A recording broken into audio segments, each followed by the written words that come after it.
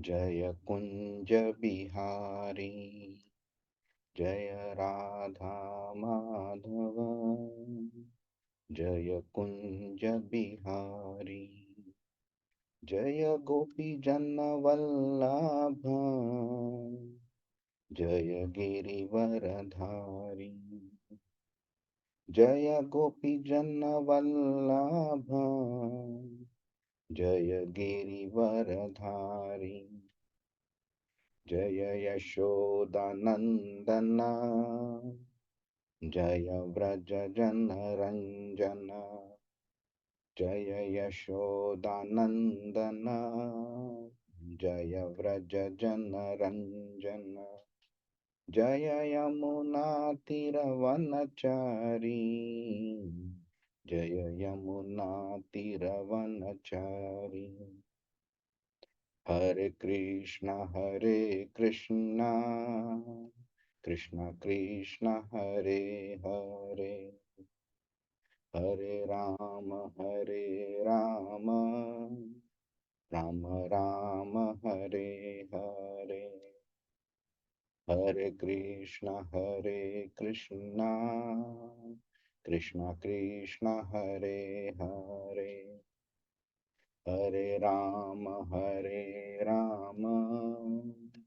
राम राम हरे हरे।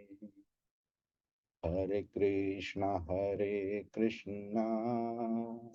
कृष्ण कृष्ण हरे हरे, हरे राम राम राम हरे हरे। जय राधा श्याम सुंदर राधा श्याम सुंदर राधे। जय कृष्ण बलराम कृष्ण बलराम जय कृष्ण बलराम। जय गौरानिताई जय गौरानिताई। जय जय प्रभुपाद जय श्रील प्रभुपाद। हरिनाम संकीर्तन की जय, श्रीमद् भगवद गीता की जय, श्रील प्रभुपाद की जय। ओम अज्ञानतिमिरान्धस्य ज्ञानाञ्जनशलाकया चक्षुरुन्मिलितं येन तस्मै श्रीगुरवे नमः। श्रीचैतन्यमनोभीष्टं स्थापितं येन भूतले स्वयं रूप कदा मह्यं ददाति स्वपदान्तिकं।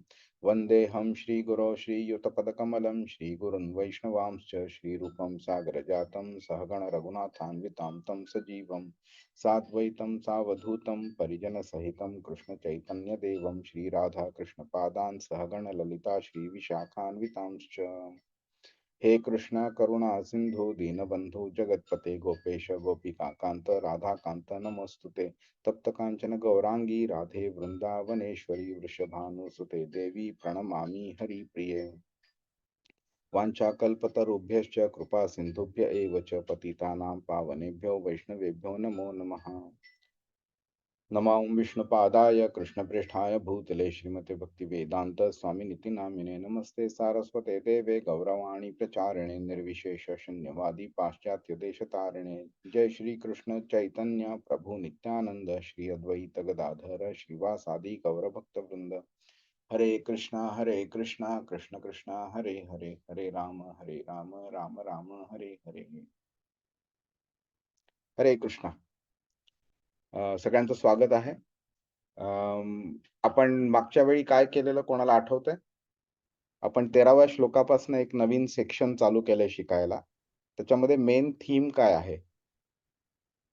काय कृष्ण काय सांगतो इकडे आपल्याला?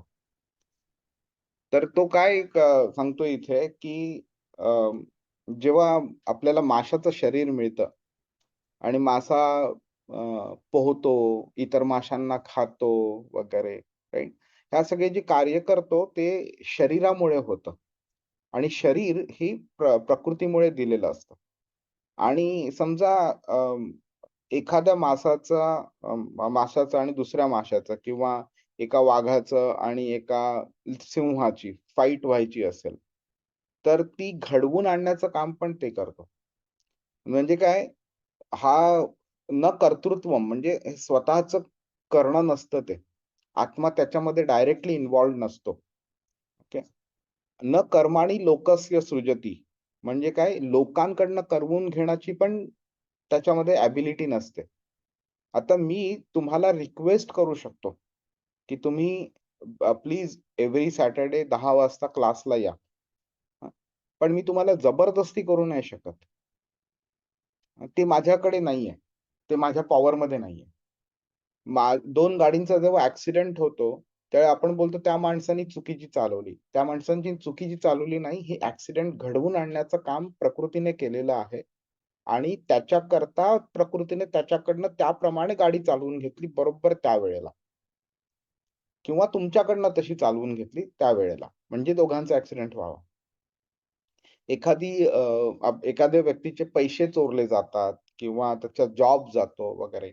हे सगळं सुद्धा एका काइंड ऑफ अ मास्टर प्लॅनचा भाग असतो, की बाबा ते का व्हायला पाहिजे? तुम्ही त्या कंपनीमध्ये बरोबर त्यावेळी का होता? ज्यामुळे सगळ्या कंपनीमध्ये 200-500 लोकांना काढतात त्यावेळेला.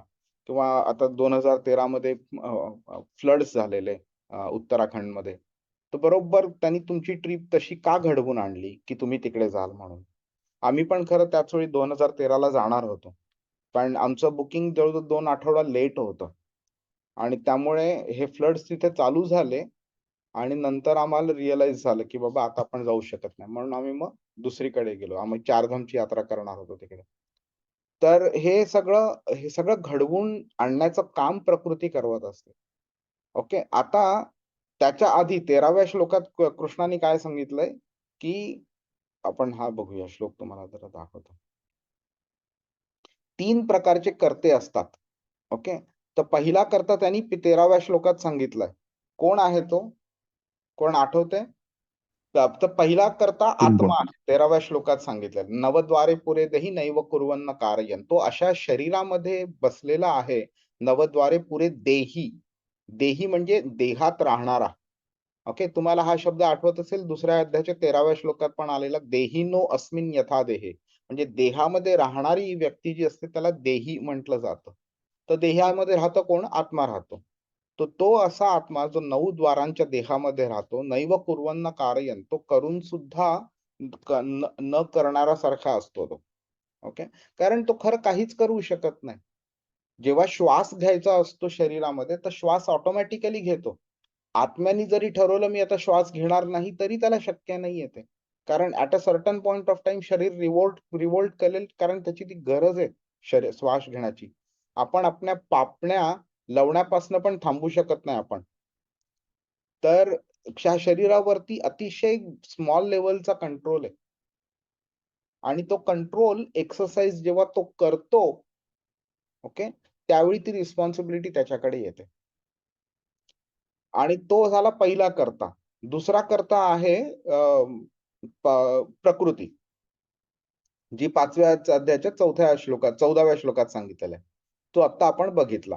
आणि आता आपण बघणार आहोत 15वा श्लोक, ज्याच्यामध्ये तिसरा कर्ता आहे. तर तुमच्या दृष्टीने कोण आहे तो तिसरा कर्ता? तुम्हाला काय वाटतं? प्रभू मन. नाही झालं ना. आत्म्याच्या कंट्रोलमध्ये मन आहे. ते आपण 13व्या अध्यायामध्ये शिकलेलो ते सॉरी 3ऱ्या अध्यायाच्या 42व्या श्लोकामध्ये कृष्णाने हायरार्की शिकवलेली. आठवतंय? डल मॅटर म्हणजे प्रकृती. प्रकृतीच्या वरती आहेत इंद्रिय, इंद्रियाच्या वरती मन, मनाच्या वरती बुद्धी, बुद्धीच्या वरती आत्मा. त्यामुळे आत्म्याच्या कंट्रोलमध्ये हे सगळे असतात. ओके. आणि त्यामुळे आत्म्याला जर रिस्पॉन्सिबिलिटी दिली, तर ऑटोमॅटिकली ती खालच्यांवरती कॅस्केड होतेच ती, राइट? त्यामुळे आत्मा झाला, एक प्रकृती झाली आणि नंतर तिसरं कोण आहे? तर हे भगवंत. 3 भगवंत. हां, 3 गुणच म्हणजे प्रकृती झाली ती. हां, तर बरोबर. 3 गुणांमुळे हे भौतिक जगत निर्माण होतं. तर आपण त्या डिटेल लेव्हल नको जाऊया, पण भागवतममध्ये आणि इव्हन 9व्या अध्यायामध्ये तो मायनर एक्सटेंट क्रिएशन बद्दल सांगितलेलं. भागवतमध्ये जास्ती डीपमध्ये सांगितलेलं. तर क्रिएशनमध्ये आधी काय क्रिएट होतं, मग नंतर त्याच्यापासून काय क्रिएट होतं, असं पुढे-पुढे ती चेन सांगत गेलेली. तर त्याच्यामध्ये आपल्याला कळेल, की 3 गुणांमुळे भौतिक जगत क्रिएट होतं. ठीक आहे. तर आता आज आज आपण बघूया 15वा श्लोक, ज्याच्यामध्ये भगवंत स्वतःबद्दल काय बोलतायत. नादत्ते कस्यचित् पापं न चैव सुकृतं विभुः न ज्ञानेनावृतं ज्ञानं तेन मुह्यन्ति जन्तवः. अनुवाद. हरे कृष्ण प्रभू. तसेच भगवंत कोणाचेही पाप किंवा पुण्यकर्मे ग्रहण करीत नाहीत. तथापि देहधारी जीव हे त्यांच्या वास्तविक ज्ञान आच्छादित करणाऱ्या अज्ञानामुळे मोहित होतात. ठीक आहे. आता आपण जरा ह्या शब्दांच्या ना दत्ते न आदत्ते म्हणजे नाही घेणं, कस्यचित पाप म्हणजे कोणाचंही पाप भगवंत घेत नाहीत, घेतलं जात नाही. न चैव सुकृतम विभू किंवा सुकृतम. सुकृतम म्हणजे काय? चांगली कृती म्हणजे पुण्य. ठीक आहे. मग न च एव म्हणजे आणि मी कोणाचं पुण्यही घेत नाही. म्हणजे कोणी व्यक्तीने पाप केलं तर ते पाप मी माझ्याकडे घेत नाही, किंवा कोणी व्यक्तीने पुण्य केलं तर पुण्य सुद्धा मी घेत नाही. आणि ह्याच्यामध्ये हा शब्द आलाय विभू. तर विभू बद्दल आपण डिटेलमध्ये बोलू, पण विभू हा शब्द आपल्याला भगवंताची ओळख करून देतो आणि सांगतो की हा आता इथे तो भगवंत स्वतःबद्दल बोलतोय, म्हणजे परमात्म्याबद्दल बोलतोय आता. अज्ञान आवृतम ज्ञानम. अज्ञानाने आवृत म्हणजे हे झालंय, त्याचं आच्छादित झालेलं आहे. ओके. काय झाले आच्छादित? तर ज्ञान आच्छादित झाले. अज्ञानेन आवृतमानम तेन मुह्यन्ति जंतवः. त्यामुळे ते जंतवः म्हणजे जंतू म्हणजे आत्मा, लिव्हिंग एंटिटी, सोल. ओके. तर हा जंतू, हा जो आत्मा आहे तो मोहित झालेला आहे. कशामुळे? अज्ञानामुळे. त्याला ज्या गोष्टी ज्या नाही आहेत त्या आहे म्हणून वाटतात आणि ज्या आहेत त्या नाही म्हणून वाटतात. ह्या सगळ्या गोष्टींमुळे तो मोहित झालेला आहे आणि त्याच्या इन्फ्लुएन्स मध्ये तो कर्म करतो. ठीक आहे. आता आपण बघून घेऊया. इकडे हा श्लोक परमेश्वर म्हणजे परमेश्वराची 3 प्रायमरी रूप आहेत. ओके. भरपूर रूप आहेत आणि भागवतामध्ये आपल्याला त्याचा परिचय पण होईल. पण अगदी प्रायमरी लेवलला बघायचं झालं तर परम भगवान म्हणजे जे शरीर असलेले भगवान आहेत ते.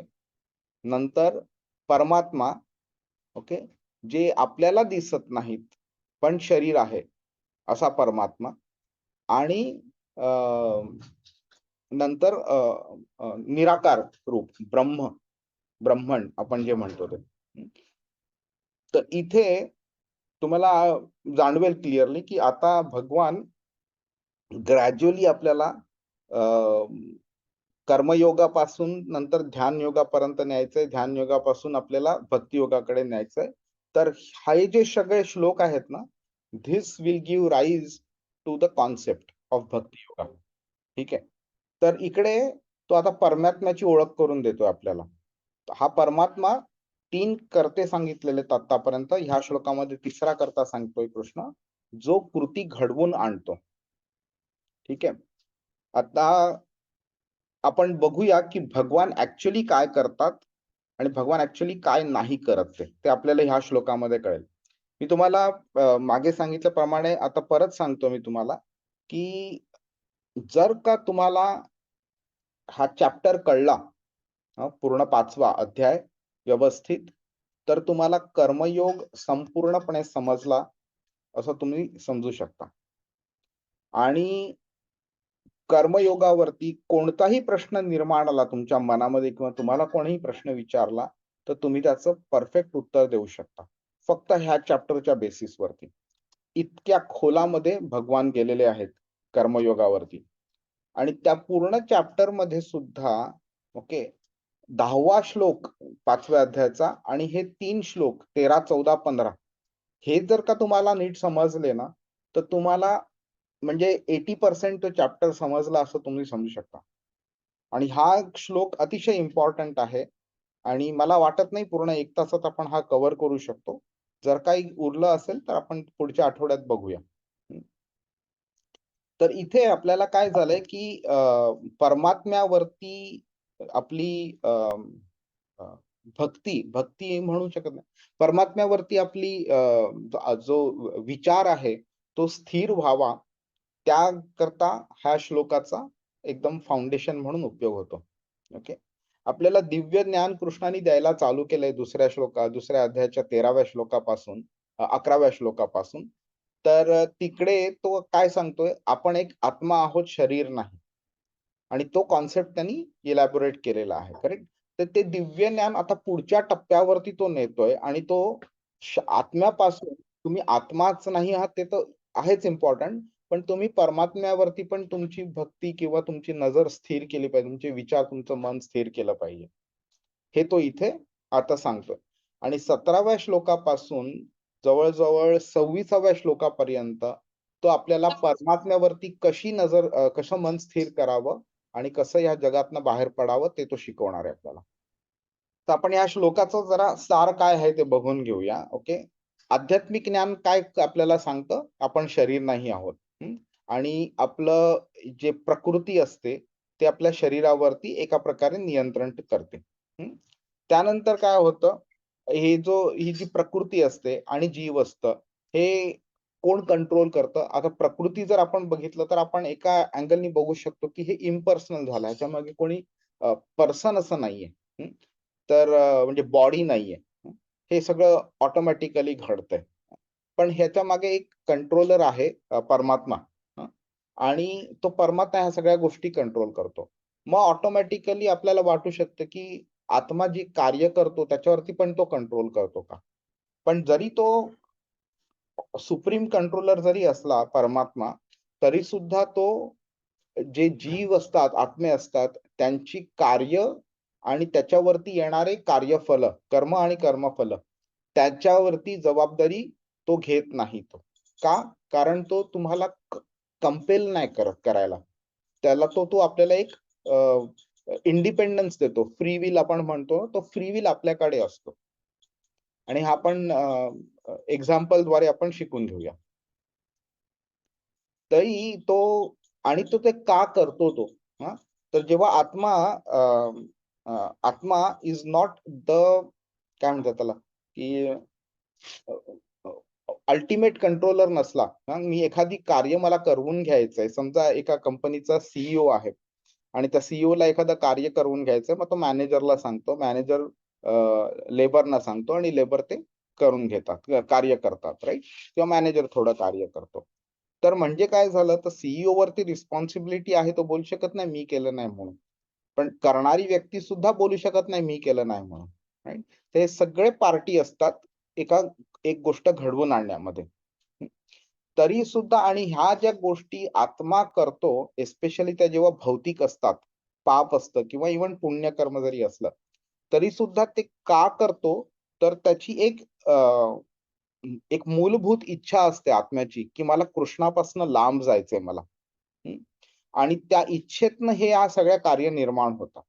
आणि आपण ह्याच्यावरती जाऊ डिटेलमध्ये. अगदी आज नाही, पण जेव्हा भक्ती योगामध्ये आपण जाऊ पुढे, त्यावेळी तुम्हाला कळेल, की ही कृष्णापासून बाहेर जाण्याची, लांब जाण्याची इच्छा कशी निर्माण होते ते. आणि म्हणून आत्म्यावरती ती ऑटोमॅटिकली जबाबदारी येते त्या रिझल्टची. ओके. आणि परमात्मा काय करतो, की तुमच्या मनामध्ये एक इच्छा निर्माण झाली आहे, की ठीक आहे, आता तुम्हाला 2 ऑप्शन्स आहेत. भगवद्गीताचा क्लास आहे सकाळी 10 वाजता किंवा दुबईच्या 8:30 वाजता. आणि त्याच वेळी तुम्हाला एका पार्टीला, एका फंक्शन सेरेमनीला बोलवलंय. आता हे तुमच्याकडे ऑप्शन आहे कुठे जायचं. परमात्म्याने तुम्हाला दोन्ही सांगून ठेवलेलं आहे, की बाबा भगवद्गीतेचा क्लास अटेंड केला तर अमुक एक फायदा आहे आणि तिकडे गेला तर अमुक एक फायदा आहे. आता फायनल डिसिजन तुमचा आहे, की काय करायचं तुम्ही. त्यामुळे तो काय करतो, तुम्ही जर का इच्छा ठेवली, की नाही मला भगवद्गीता क्लास अटेंड करायचा आहे, तर तो सिच्युएशन तुमची अशी निर्माण करतो, की तुम्हाला भगवद्गीतेचा क्लास अटेंड करायला मिळेल. जर तुमची इच्छा असेल, नाही मला त्या फंक्शनला जायचं आहे, तर तो त्याप्रमाणे सिच्युएशन निर्माण करतो आणि तुम्हाला जाऊन देतो तिकडे. तर तो एका मित्राप्रमाणे काम करतो, जो इच्छा पूर्ण करण्यामध्ये मदत करतो. पण इच्छा कोण ठेवतंय? आत्मा. म्हणून शेवटी जबाबदारी आत्म्याकडे येते. ओके. आज समजा एका सीईओनी डिसिजन घेतला, की मी आता कंपनी हे करणार, अमुक एक गोष्ट करणार म्हणून. तर बिचारे वर्कर काय करतात, वर्कर जो सीईओ सांगेल तो करतात. पण उद्या जर का ती डिसिजन चुकला तर सीईओ असं नाही बोलू शकत की बाबा तुम्ही काम केलं, तुम्ही केलं म्हणून तुम्ही जबाबदार आहात म्हणून. तर जबाबदारी फायनली सीईओचीच असते. आणि कारण त्यांनी डिसिजन घेतलाय करण्याचा. ठीक आहे. परवानगी त्यांनी म्हणजे डिसिजन घेतलाय करण्याचा, इच्छा त्यांनी प्रकट केली आहे. करवून घेण्याचं काम फक्त दुसऱ्याचं आहे. आणि म्हणून परमात्मा कोणालाही जबरदस्ती करत नाही आणि तो जबरदस्ती करत नाही, त्यामुळे तो ते रिझल्ट जे येतात ते तो स्वीकारत पण नाहीये. हरे कृष्णा. तर आता आपण ह्या गोष्टी जरा डिटेलमध्ये जाऊन बघणार आहोत आणि त्याच्याकरता आपण एक एक्झाम्पल घेणार आहोत. गुन्हेगार, पोलीस आणि न्यायाधीश. ओके. आता तुम्हाला किती वेळा असं वाटतं तुम्हाला, तुम्ही अनम्यूट करून बोलू शकता तुम्ही, की "अरे देवा, हे काय केलंस तू? का तू असं केलंस मला?" बरीच लोकं असतात ज्यांना म्हणजे स्पिरिच्युअल नॉलेज खूप कमी असतं आणि ते बोलतात, की जर का देव आहे ह्या जगामध्ये, तर इतके प्रॉब्लेम्स का आहेत जगामध्ये? इतकी भूकमारी का आहे? इतक्या लोकांना दररोज जेवायला नाही मिळत, इतक्या लोकांना इतके त्रास होतात त्यांच्या आयुष्यामध्ये वगैरे. तर इतकं सॅडनेस आहे, इतके डिफिकल्टीज आहेत मटेरियल वर्ल्डमध्ये. ह्याचाच अर्थ आहे, की देव नाहीच आहे किंवा जर देव असला तर त्याला कोणाची काळजी नाहीये. हे असं बोलतात लोकं, राइट? पण ते अज्ञान आहे त्यांचं. त्यांना असं वाटतंय, की बाबा कोणीही व्यक्तीने काहीही काम केलं तरी चालेल, फक्त रिझल्ट त्याचे नेहमी चांगलेच असले पाहिजे. आणि ते रिझल्ट चांगले सुद्धा त्यांच्या दृष्टिकोनातनं. हां, तर ते बरोबर नाहीये. आणि आपण ते आता समजून घेऊयात हे कसं आहे ते. ओके. तर गुन्हेगार, पोलीस आणि न्यायाधीश. आता आपण असं अझ्युम करावूया थोडंसं आपण एक गुन्हेगार आहे ना, किंवा एक व्यक्ती आहे. तो गुन्हा केला त्यांनी, म्हणजे तो गुन्हेगार ठरला. तर पोलिसांनी त्याला अटक केली आणि न्यायालयात आणलं त्याला. न्यायाधीश जो आहे त्यांनी त्या गुन्हेगाराला 10 वर्षांची कारावासाची शिक्षा दिली. त्यानंतर त्या पोलिसांनी गुन्हेगाराला तुरुंगात पाठवलं. हं. म्हणजे काय झालंय आता ह्याच्यामध्ये 3 घटकं आली आहेत. ओके. गुन्हेगार आणि त्याची चुकीची वृत्ती, न्यायाधीश आणि त्यांनी जो न्याय केलेला आहे, त्यांनी जी पूर्ण लॉ, कॉन्स्टिट्यूशन जे आहे त्याच्या बेसिसवरती त्यांनी शिक्षा दिली त्याला, आणि पोलीस ज्यांनी त्या लॉ मेंटेन करण्याकरता त्या व्यक्तीला अटक केली आणि नंतर शिक्षेची अंमलबजावणी करण्याकरता त्यांनी त्या गुन्हेगाराला तुरुंगात पाठवलं. ठीक आहे. मग आता तुमच्या दृष्टीने जरा तुम्ही अनम्यूट करून सांगा, तुमच्या दृष्टीने तुरुंगात जो गुन्हेगार गेला, तो त्याची जबाबदारी कोण घेणार? त्याची जबाबदारी पोलीस घेणार. बरोबर. आणि का घ्यायला पाहिजे त्यांनी तसं जबाबदारी? त्यांची जबाबदारी का? ते पोलिसांचं कर्तव्य आहे ना, म्हणजे त्यांच्या ऍक्शन बुक मध्ये लिहिलेलं आहे की they have to take care of the. बरोबर. पण आता आपण बघूया, आपण एक प्रत्येक रोल जो आहे त्याला अॅनालाइज करूया आपण. तर कोणी म्हणेल तर न्यायाधीश हा कर्ता आहे. न्यायाधीशाने शिक्षा जर सांगितली नसती तर पोलिसांनी त्याला आत नसतं टाकलं. बरोबर. म्हणजे न्यायाधीशांना मुळे त्याला तुरुंगात जावं लागलं.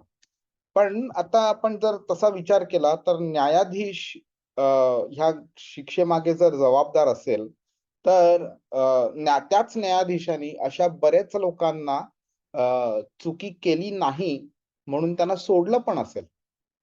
आणि असंही केलं असेल की काही लोकांनी अशा परिस्थिती अशी आलेली ज्याच्यामुळे त्यांना चूक त्यांच्या हातनं घडली, पण त्यांनी माफ पण केलं असेल. असंही केलं असेल. म्हणजे न्यायाधीश अशी व्यक्ती नाहीये की ज्याला शिक्षा देण्यामधून त्याला एक वेगळा आनंद मिळतोय. म्हणजे तो असा नाही व्यक्ती की शिक्षा द्यायची म्हणून दिली. माझ्याकडे एक पॉवर आहे. त्याचा पॉवरचा मी पाहिजे तसा वापर करू शकतो. तसं त्यांनी केलेलं नाहीये. न्यायाधीश हा अंतिम निर्णय घेतला त्यांनी. ओके, तरी पण तो करता नाहीये. कारण जर का पोलिसांनी त्याला आणलंच नसतं न्यायालयामध्ये, तर तो त्या न्यायाधीशाने शिक्षा सुनावली नसती. बरोबर, ठीक आहे. म्हणजे पोलीस कर्मचारी कारणीभूत असू शकतो, हा सेकंड ऑप्शन झाला. आता पोलिसांनी काय केलंय, त्या व्यक्तीला अटक केली. पण गुन्हा कोणी केला, तर त्या गुन्हेगारांनी केलेला आहे. गुन्हा करण्यामागे पोलीस कर्मचारी कारणीभूत नाहीये. त्यांनी असंही केलं असेल, कारण पोलीस काय करतात, गुन्ह्यापासून किंवा कोणत्या हल्ल्यापासनं लोकांचं संरक्षण करतात. आणि लोकांना जर का त्यांनी काही चूक केली असेल तर त्याला आतमध्ये टाकतात ते. बरोबर? आणि त्यांचं काम काय आहे, कायद्याचं रक्षण करण्याचं, जसं अभिनय प्रभूंनी आता सांगितलं. मग कायद्याचं रक्षण करण्यामागे जर का त्यांना गुन्हेगाराला पकडावं लागलं आणि त्याला आतमध्ये टाकावं लागलं, तर ते काय पोलीस त्याला कारणीभूत नाहीयेत. बरोबर? मग उरला कोण? ती व्यक्ती. व्यक्तीने काय केलंय? गुन्हा केलाय, म्हणजे एक दुष्कृत्य केलेलं आहे. त्या दुष्कृत्य केल्यामुळे पोलिसांनी त्यांना पहिलं पकडलं, म्हणून न्यायालयात नेलं, म्हणून न्यायाधीशांनी त्याला शिक्षा सुनावली, म्हणून त्याला तुरुंगात टाकलेलं आहे.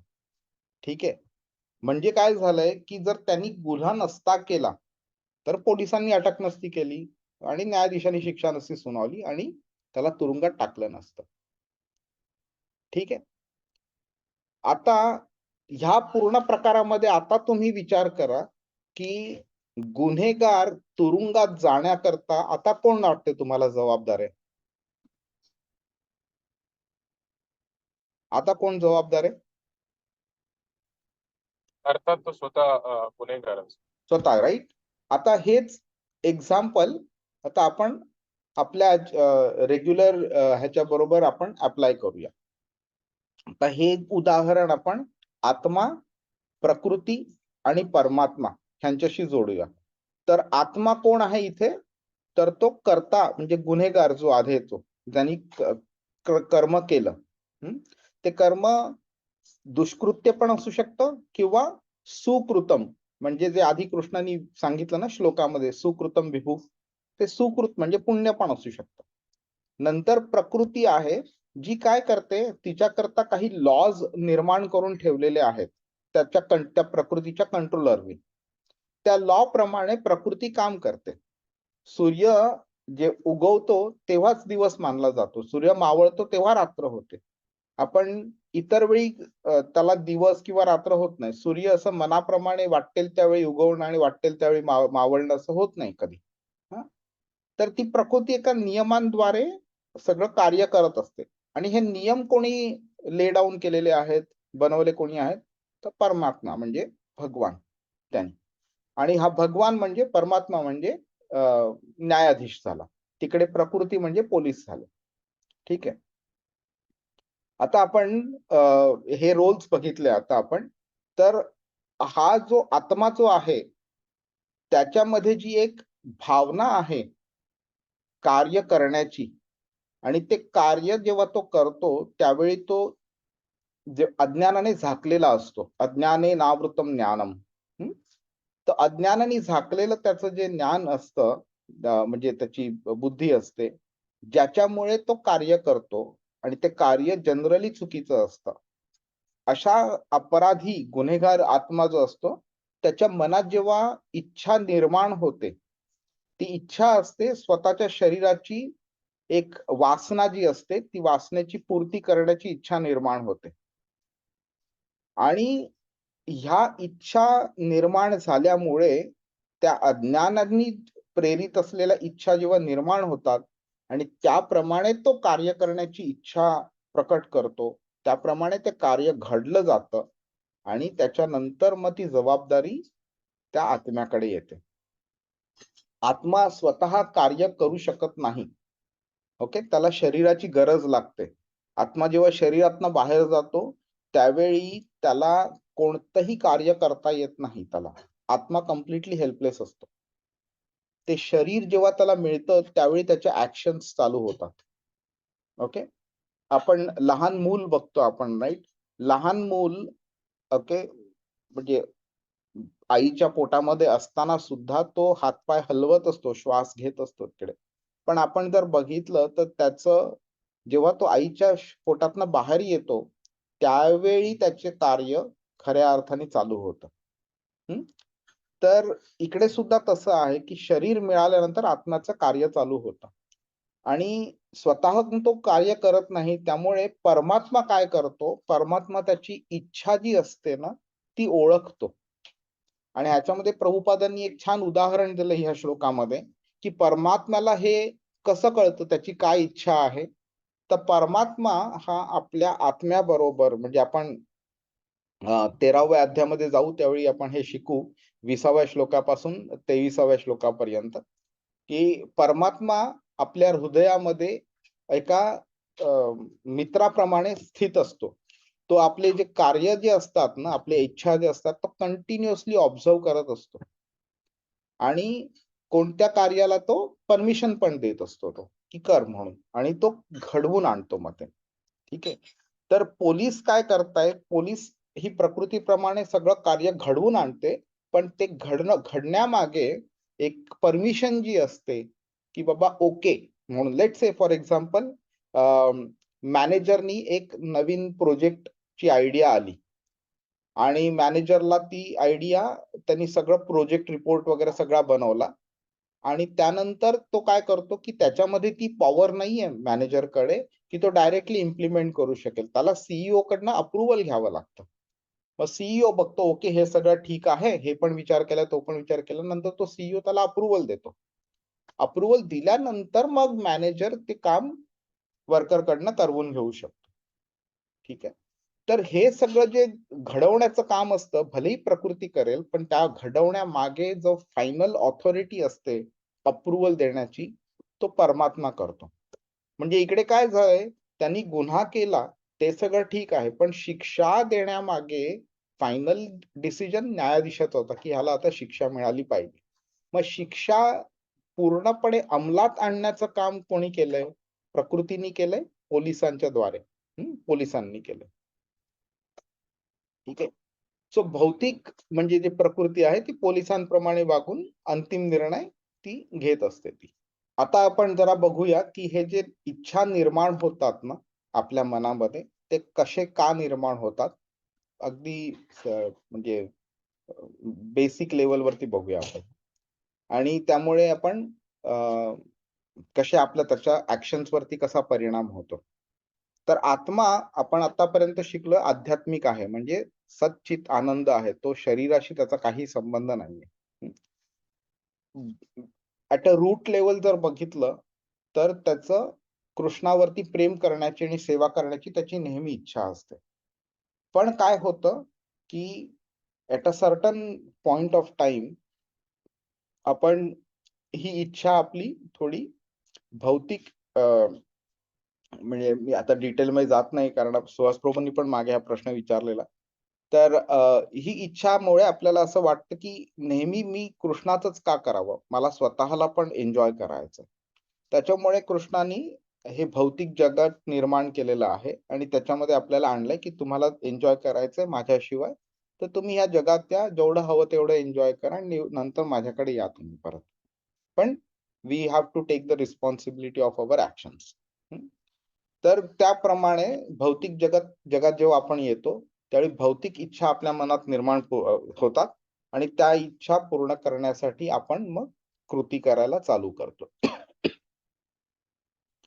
तर ह्या ज्या भौतिक इच्छा आहेत त्या कशामुळे येतात, की आपलं जे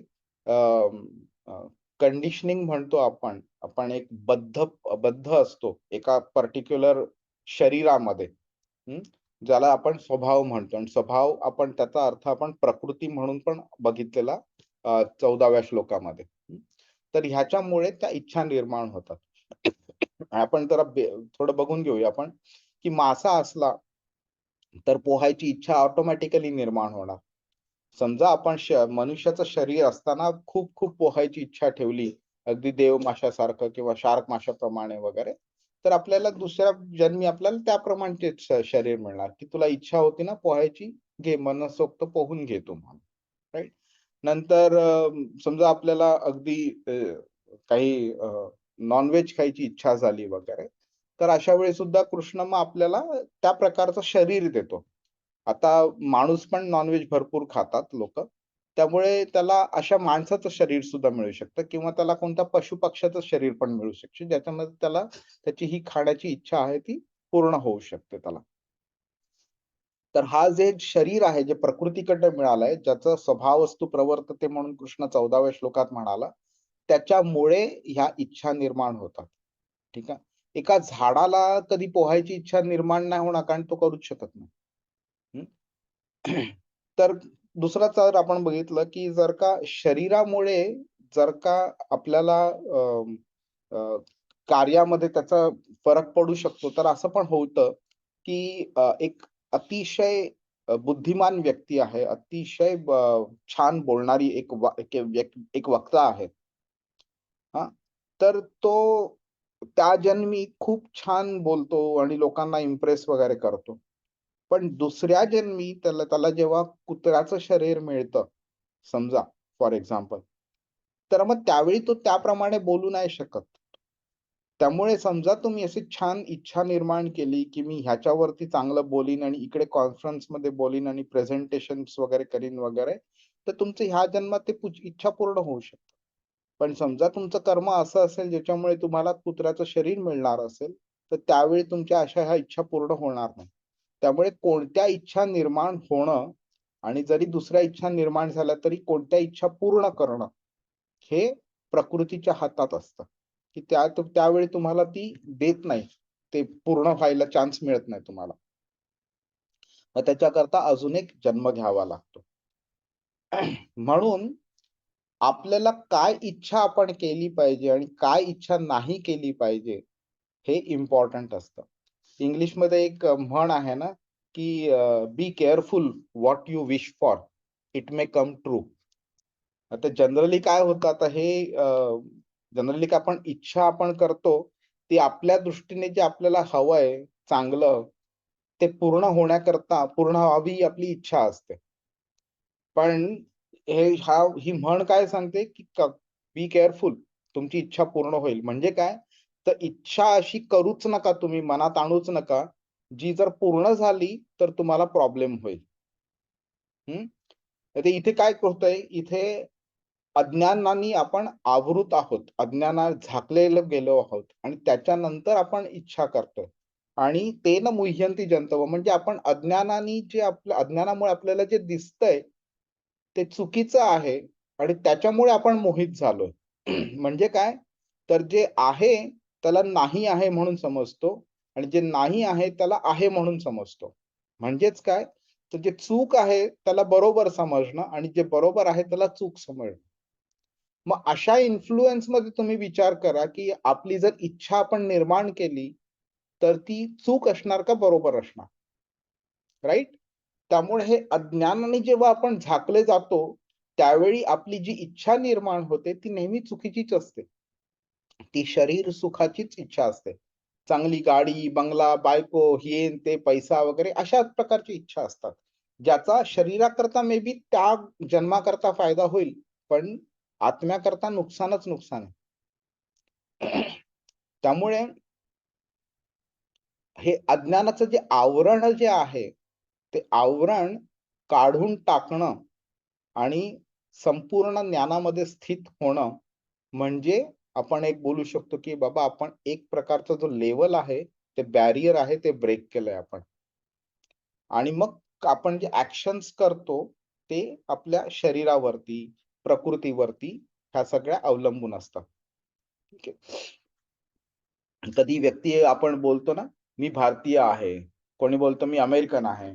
कोणी बोलतं मी ह्युमन बीइंग आहे. कोणी बोलतं मी पशुपक्षी आहे. कोणी बोलतं मी ब्राह्मण आहे. कोणी म्हणतं मी क्षत्रिय आहे.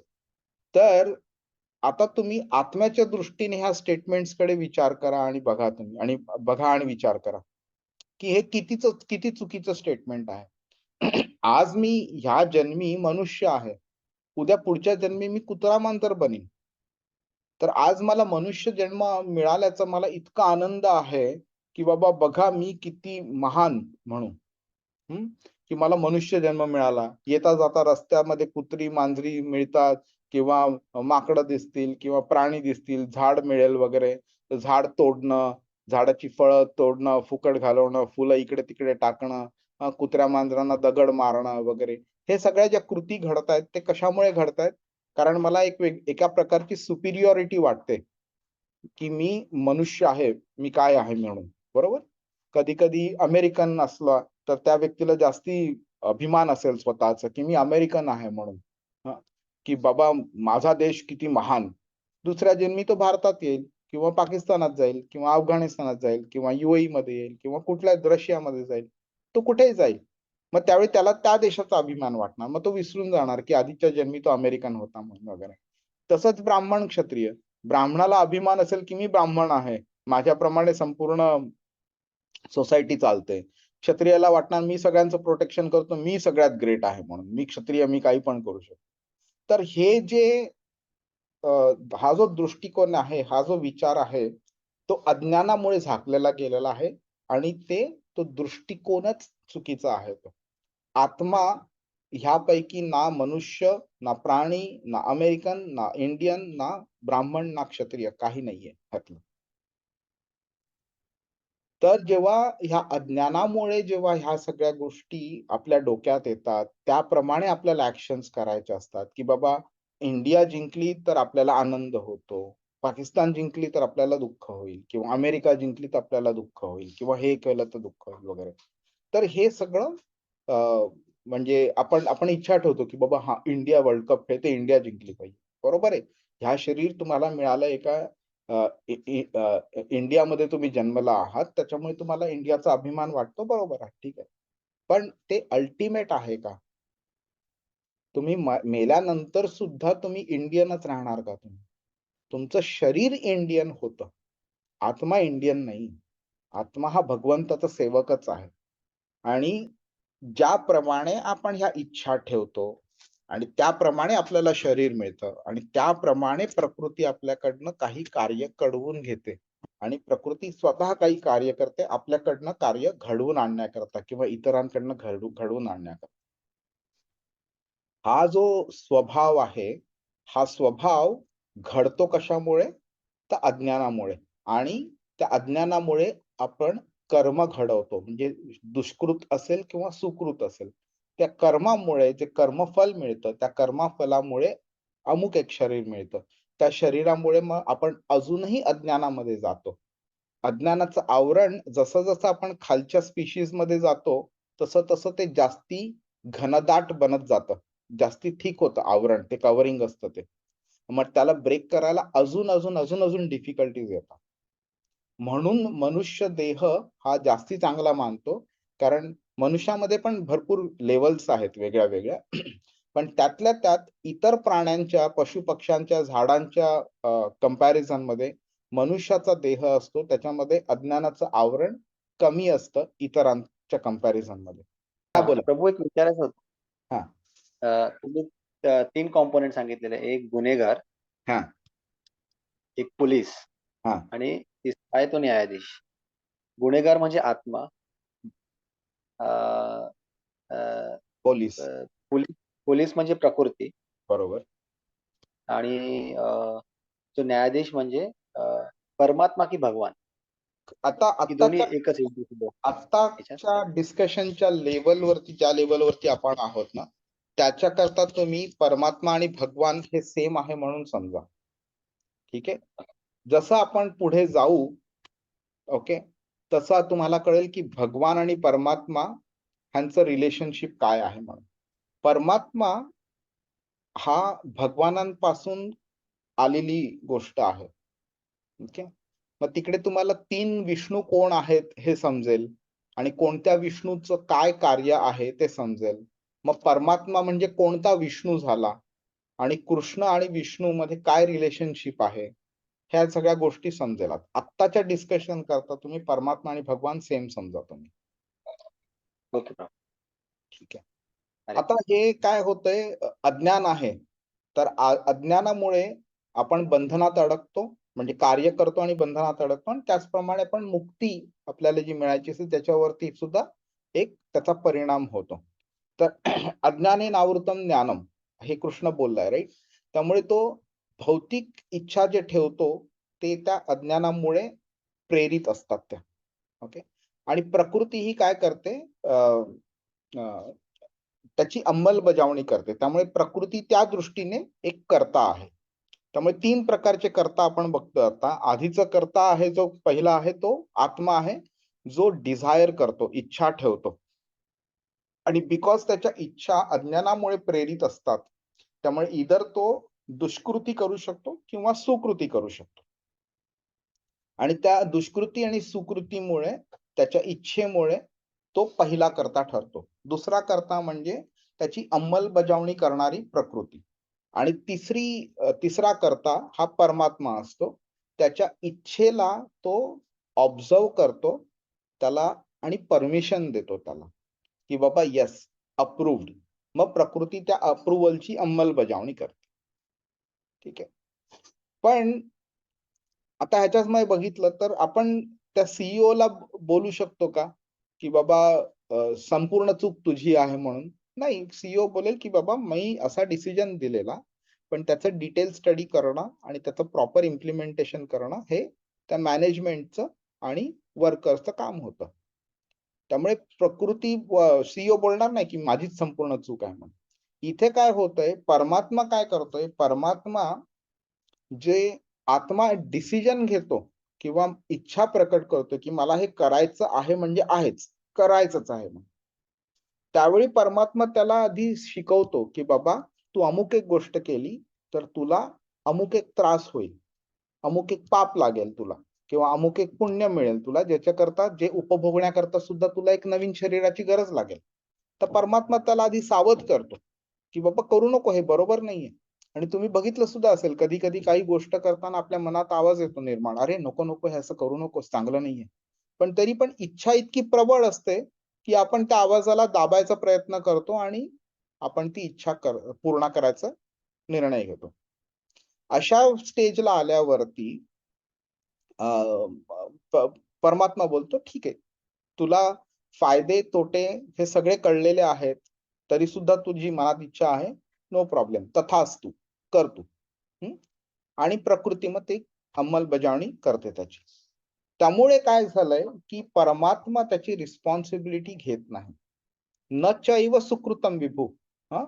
तो बोलतो तुम्ही पाप करा, पुण्य करा, ना दत्ते कस्यचित पापम, पाप मी घेत नाही, आदत्ते म्हणजे मी घेत नाही, न चैव सुकृतम विभू, मी घेत नाही ते पुण्य पण घेत नाही. पण आणि हे जे कर्त्याचं जे रिस्पॉन्सिबिलिटी हे निसर्गावरती पण येत नाही, प्रकृतीवरती पण येत नाही. का? तर मला भगवंतांनी सांगितलेलं कर, त्यांनी ज्याप्रमाणे सांगितलं आणि तुझं कर्म जेवढं होतं, जसं तुला मिळायचं होतं त्याप्रमाणे मी केलेलं आहे. झालं, तुला हे मिळायचं, तुला मिळालं, तू घे, तुझी रिस्पॉन्सिबिलिटी.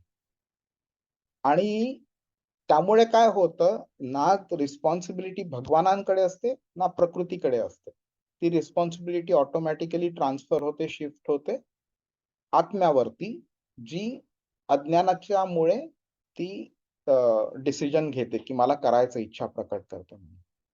त्यामुळे तो बंधनात पण तो अडकतो. त्या जर का ह्या शरीरामध्येच त्याला ते कर्म मिळालं, पाप किंवा पुण्य, तर उत्तम. नाही मिळालं तर त्याला एक नवीन शरीर घ्यावं लागतं, जिकडे त्याची ती इच्छा पूर्ण होते आणि त्याला पाप पुण्य जे काय ते त्याप्रमाणे लागतं त्याला. अज्ञान जर दूर झालं तर आत्मा बद्ध होत नाही, राहत नाही बद्ध. आणि त्यामुळे तो त्यातनं मुक्त होईल तो. आणि जर का तो मुक्त झाला तर तो बंधनाशिवाय कार्य करू शकतो. आता हाच जो थीम आहे तो लक्षात ठेवा. 16व्या श्लोकामध्ये म्हणजे ह्याच्या नंतरच्या श्लोकामध्ये कृष्णाने तो क्लॅरिफाय केलाय की हे ज्ञान आपलं असलं जर चांगलं, हे अज्ञान आपण जर दूर करू शकलो तर त्याचा काय फायदा आहे. आणि त्यामुळे तुम्हाला आता कळेल की ह्या श्लोकाच्या बेसिस वरती तुम्हाला आता कळेल की परमात्म्याचं ज्ञान, प्रकृतीचं ज्ञान आणि आत्मा आपण असल्याचं ज्ञान हे किती इम्पॉर्टंट आहे. कार्य घडतं ते कसं घडतं, का घडतं, कोण घडवतं आणि कोण त्याची रिस्पॉन्सिबिलिटी असते. आतापासून तुम्ही हा विचार करा, जेव्हा हे ज्ञान मिळतंय ना, त्यावेळी परमात्मा, परमेश्वर, कृष्ण, विष्णू, राम, महादेव, गणपती, पार्वती माता, हे सगळे वेगळे वेगळे जे रूप आहेत आणि वेगळे रोल्स आहेत, त्यांना आपण रिस्पॉन्सिबल ठरवणार नाही आपण, की बाबा तुझ्यामुळे झालं म्हणून, हे असं आपण बोलणार नाही. काय कळेल की बाबा मीच तो वेडेपणा केलेला, ज्याच्यामुळे मी चुकीच्या इच्छा केलेल्या आणि ते कार्य घडलं गेलेलं आहे. ठीक आहे. आता आपण ह्याच्याबद्दल बोललोय आपण, त्यामुळे परत डिटेल मध्ये जात नाही मी. तर परमेश्वराची रिस्पॉन्सिबिलिटी का नाही? तर भौतिक प्रकृती परमेश्वराच्या नियंत्रणाखाली आहे. तर आपण बोलू शकतो की प्रकृतीकडनं करवून घेण्याचं काम तू केलं रे परमेश्वरा, तर मग रिस्पॉन्सिबिलिटी तुझी आली. पण ज्ञानी काय बोलतो की सर्व क्रियांचं कारण जे आहे तो स्वतः आहे असं समजतो.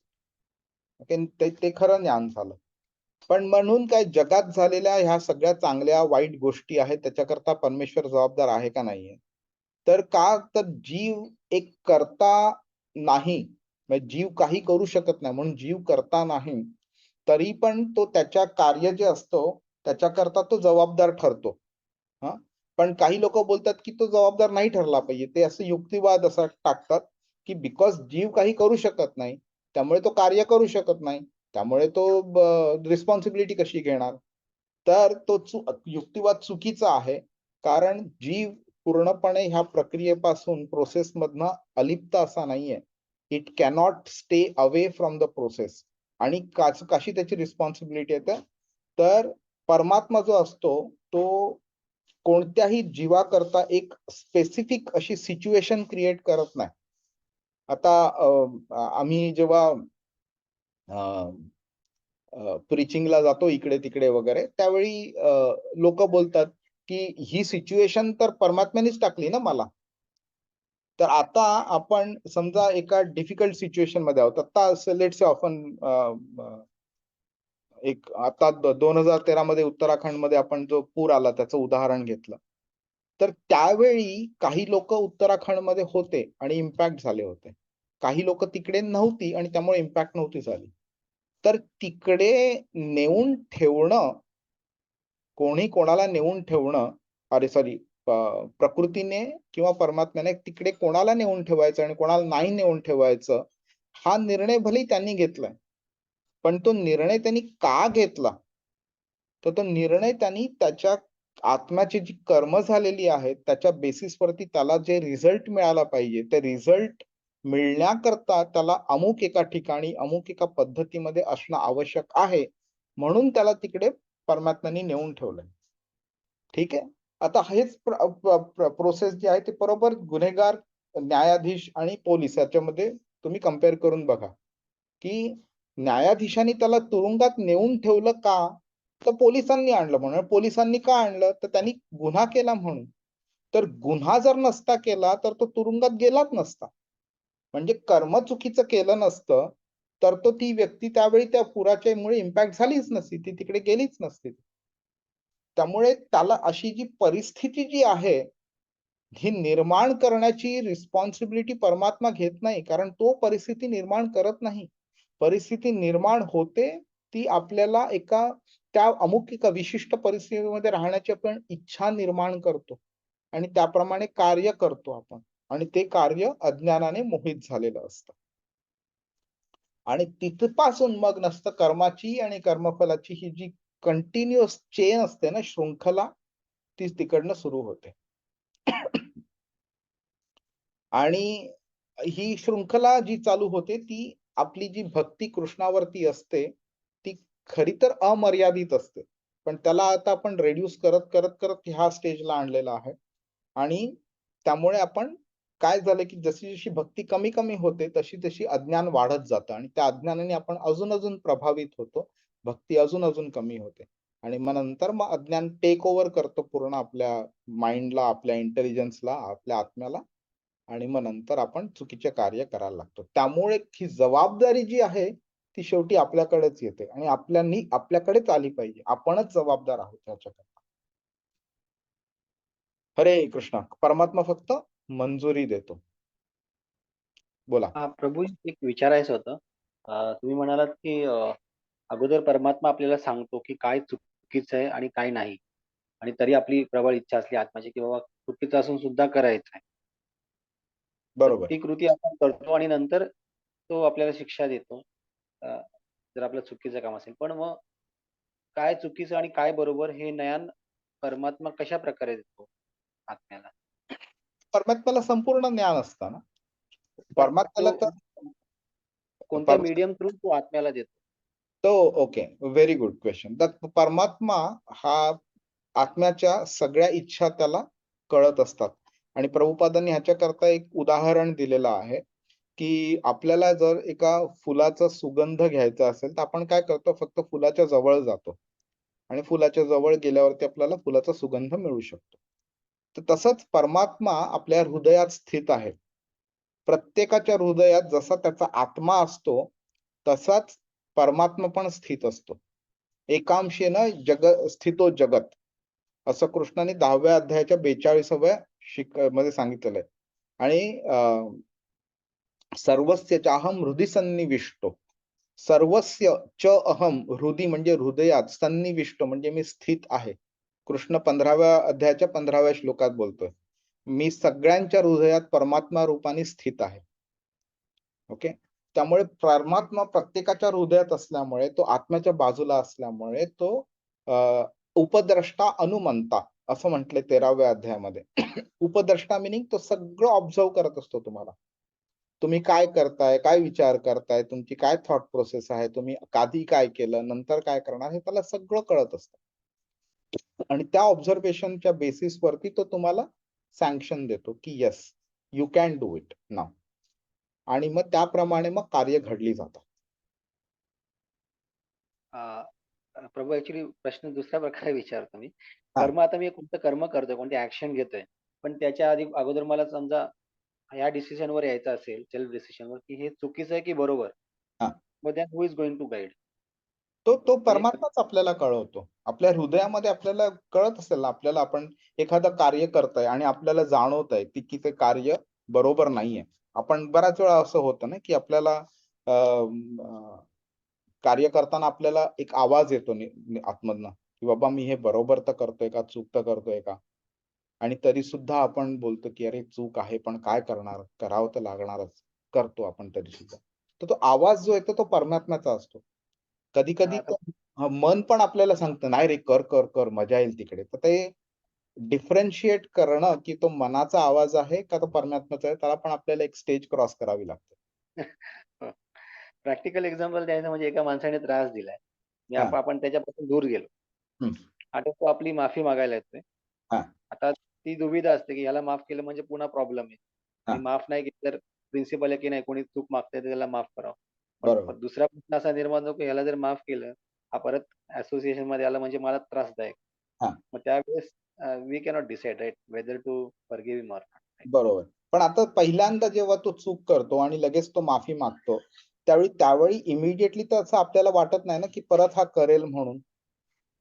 त्यावेळी आपल्याला आपल्याला आतनं आवाज येतो, की जाऊ दे रे, माफ कर त्याला म्हणून. पण त्यावेळी हा जो आवाज येतो तो कोणाकडनं येतोय? तो पण परमात्म्याकडनं येतोय. बरोबर? मग नंतर काय होतंय आणि तुम्ही माफ करता. त्यानंतर काय होतं, तो परत चूक करतो. परत चूक केल्यावरती नंतर तुम्हाला जाणवतं, अरे मी माफ केलं तरी त्यांनी परत चूक केली, किंवा मी माफी केली म्हणून त्यांनी चूक केली परत. मग आता नंतर तुम्ही त्याच वेळी काय विचार करता, आता ह्यानी परत माफी मागितली तर मी माफ नाही करणार. मग परत तो माफी मागायला येतो. मग नंतर मग तुम्ही दुविधामध्ये येता, की मी तर ठरवलंय माफ नाही करायचं, पण परमात्मा आपल्याला सांगत, जाऊ दे रे, माफ कर, जाऊ दे. मग तरी सुद्धा बोलते, नाही, नाही, आता परत माफ केलं ना, तर ह्याला हा परत करणार, मी आता माफ नाही करणार. मग हा काय झालाय, प्रॉम्प्टिंग झालेलं आहे परमात्म्याकडनं, पण डिसिजन आपण घेतलंय, की बाबा नाही रे, परत चूक करेल तो आणि परत नंतर माफी मागायला, मी आता माफ नाही करणार. तर तो जो आवाज आहे तो परमात्म्याकडनं येत असतो आपल्याला. त्याच्यावरती डिसिजन फायनली आपण घेतो, की बाबा नाही, नो माफी, किंवा ओके, माफ करूया, सेकंड टाइम ओके. आणि हे म्हणजे खूपच असं म्हणजे साधी गोष्ट होती. आता आपण प्रॅक्टिकल गोष्ट बघूया. आपण ह्या पूर्ण भगवद्गीतेच्या आपण 1.5-2 वर्षापासून आपण शिकतो आहोत, राइट? बरीच गोष्ट आपण ठरवतो, की आपण केल्या पाहिजेत वगैरे, पण नाही करत, किंवा नाही केल्या पाहिजेत तरी पण आपण करतो. तर आता काय झालंय, आपल्याला सफिशियंट ज्ञान मिळालेलं आहे, की काय करायला पाहिजे, काय नाही करायला पाहिजे. तरी सुद्धा आपण अशा स्टेजला येतो कधी-कधी, की बाबा चूक केली पाहिजे. चूक नाही केली तर मला खूप नुकसान होईल. त्यावेळी परमात्मा आपल्याला आतनं आवाज देत असतो, की "कशाला रे, नको चूक करू. काय एवढं मोठं नुकसान होणार?" तरी सुद्धा आपण पाऊल टाकतो पुढे आणि नाही ठरवतो, नाही की मला करायचंच आहे. आणि अगदी साधं उदाहरण जर घेतलं ना, तर मे बी आपल्या इथे आपण 5-6 जण आपण क्लासमध्ये आहोत आता. त्यांच्याकडे करता ॲप्लिकेबल नसेल, पण जो एक व्यक्ती जी दारू पिते ना, त्याचं एक्झाम्पल जास्ती चांगलं ह्याच्यामध्ये फिट होतं एकदम. दारू पिऊन झाल्यानंतर जेव्हा त्याच्या शरीराला त्रास होतो, त्याला स्वतःची अ, अ, शुद्ध राहत नाही त्याला. तो कधी रस्त्यावरती चालताना भले पडेल असेल, 4 लोकांकडनं शिव्या खातो, घरच्या लोकांना त्रास होतो, घरची लोकं त्याला बोलतात वगैरे, त्याच्या मनाला लागतं वगैरे. त्यावेळी तो काय ठरवतो, की "मी नाही रे बाबा आता पिणार नाही मी, खूप झालं मग." हं. पण दुसऱ्या दिवशी जेव्हा तो नॉर्मल स्टेटला येतो आणि त्याला परत 2 दिवसांनी, 4 दिवसांनी त्याचे मित्र फोन करतात किंवा त्याला दारूची ॲडव्हर्टाइजमेंट दिसते किंवा तो रस्त्यावरती चालताना बिअर बार त्याला दिसतो वगैरे. हां. त्यावेळी काय होतं, परत त्याचं मन आकृष्ट होतं. त्याला मनातनं तिकडनं आठवत असतं, की "अरे बाबा मी मागच्या वेळी प्यायलेलो, आपण ठरवलेलं नाही प्यायचं." हे त्याला आठवत असतं. तरी तो बोलतो, "जाऊ दे रे, काय एवढं मोठं नाही का, मी मागच्या वेळी 4 बाटल्या प्यायलो, आज फक्त 2च पिईन, म्हणजे त्याला मला तेवढी चढणार नाही. हरकत नाही, पिऊया, चल जाऊया." आणि तो जातो आतमध्ये. तर ही जी चेन आहे ना, की परमात्मा सांगणं, त्याला आपण रिजेक्ट करणं, परत ती ॲक्शन करणं आणि त्यातनं शिकणं आणि मग परमात्मा परत आपल्याला सांगणार आणि असं करत-करत आपण अशा स्टेजला येतो, की परमात्म्याला रिअलाईज होतं, की हा ह्या स्टेजला गेलेला आहे. आता मी त्याला कितीही, काहीही सांगितलं तरी तो ऐकणार नाही. मग अशा वेळी परमात्मा सांगणं बंद करून टाकतो. त्यावेळी आपण अशा स्टेजला पोहोचतो, की बाबा जी चूक गोष्ट आहे त्याला आपण परफेक्टली बरोबर मानूनच चालतो. आणि त्यामुळे आपण दुसऱ्यांच्या ओपिनियन्सकडे आपण कान पूर्णपणे बंद करून टाकतो. परमात्म्याच्या ओपिनियनकडे, परमात्म्याच्या व्हॉईसकडे. आणि मग परमात्म्याचा आवाज आपल्याला ऐकू कधी येतच नाही. परमात्मा सांगणं पण बंद करतो. हरे कृष्ण.